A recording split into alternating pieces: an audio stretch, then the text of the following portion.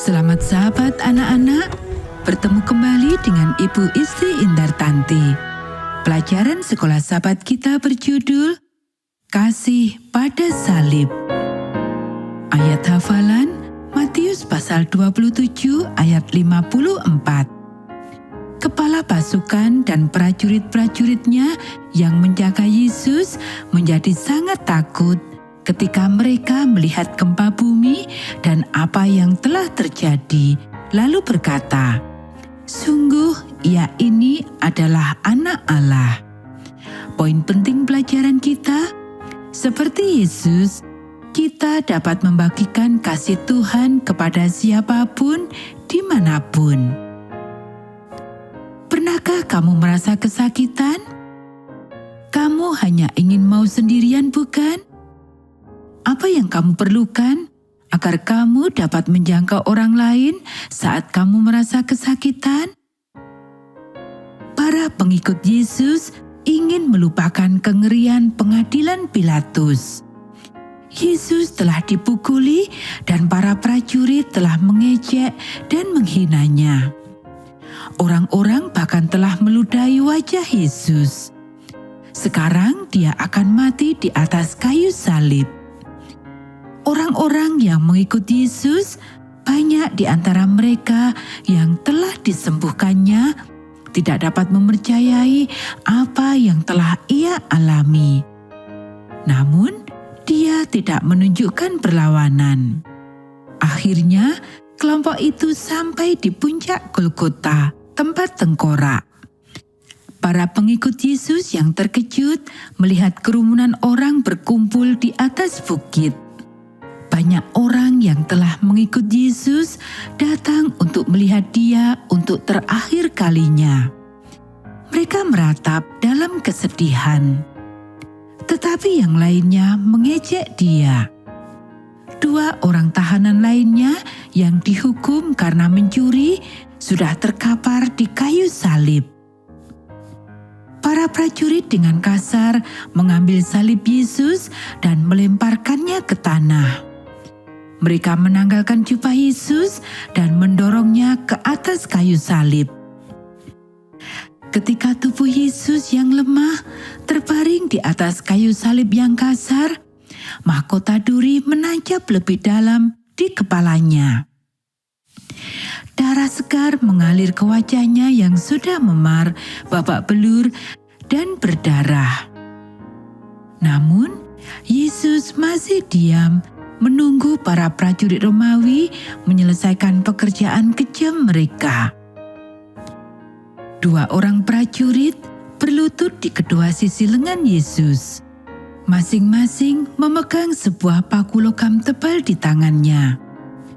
Para prajurit menempatkan paku-paku itu di atas pergelangan tangan Yesus. Bersama-sama mereka mengangkat palu mereka ke udara dan kemudian menurunkannya untuk menghantam paku-paku itu. Para pengikut Yesus berpaling, tetapi mereka tidak dapat menghindar dari suara itu. Klang, klang, klang. Ketika palu-palu itu menghantam paku-paku itu, suaranya bergema di seluruh puncak bukit. Para prajurit bergerak ke kaki Yesus, menempatkan satu di atas yang lain. Seorang prajurit memegang paku, sementara prajurit lainnya mengangkat palu. Sekali lagi, para pengikut Yesus memalingkan muka. Sekali lagi suara itu menembus sampai ke dalam hati mereka. Klang, klang, klang. Para pengikut Yesus heran karena Yesus tidak mengucapkan sepatah kata pun ketika para prajurit menancapkan paku-paku itu ke dalam tubuhnya. Ketika gema palu dan paku-paku itu mereda, mereka yang berada di dekat tempat kejadian mendengar Yesus berbicara. "Ya Bapa, ampunilah mereka, sebab mereka tidak tahu apa yang mereka perbuat." Kita bisa baca dalam Lukas pasal 23 ayat 34. Para pengikutnya menarik nafas dan air mata mereka berlinang saat menyaksikan kata-kata pengampunan Yesus. Ketika para prajurit dengan kasar mengangkat salib-salib itu dengan beban manusia, orang dapat melihat punggung Yesus. Punggungnya robek karena cambuk yang digunakan para prajurit kepadanya. Dagingnya yang masih basah terasa sangat sakit karena bersentuhan dengan kayu salib yang kasar. Namun dia tetap tidak berkata apa-apa. Seorang penyamun yang sedang meronta-ronta berteriak kepada para prajurit dan orang banyak. Ia marah dan tidak mau mati.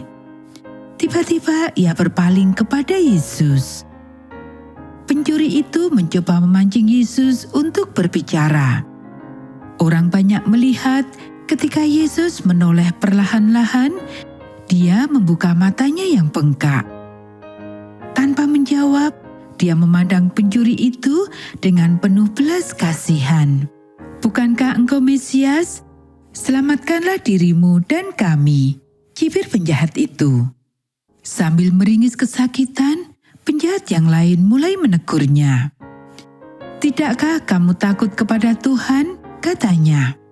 "Karena kamu berada di bawah hukuman yang sama, kita dihukum dengan adil karena kita mendapatkan apa yang pantas untuk perbuatan kita. Tetapi orang ini tidak melakukan kesalahan apapun." Dengan kesakitan, ia menoleh dan memusatkan pandangannya kepada Yesus dan berkata, "Yesus, ingatlah akan aku ketika engkau datang ke dalam kerajaan-Mu." Yesus berjuang untuk membuka matanya lagi. Dia mengangkat kaki dan tangannya sambil berusaha mendapatkan nafas yang cukup untuk berbicara melalui rasa sakitnya. "Aku berkata kepadamu, hari ini juga engkau akan ada bersama-sama dengan aku di dalam Firdaus." Para pengikut Yesus berdiri dengan kagum saat mereka menyaksikan percakapan ini. Meskipun sangat menyakitkan baginya untuk berbicara, Yesus tetap memberikan kata-kata penghiburan yang penuh kasih, melayani orang lain, bahkan ketika dia tergantung sekarat di kayu salib.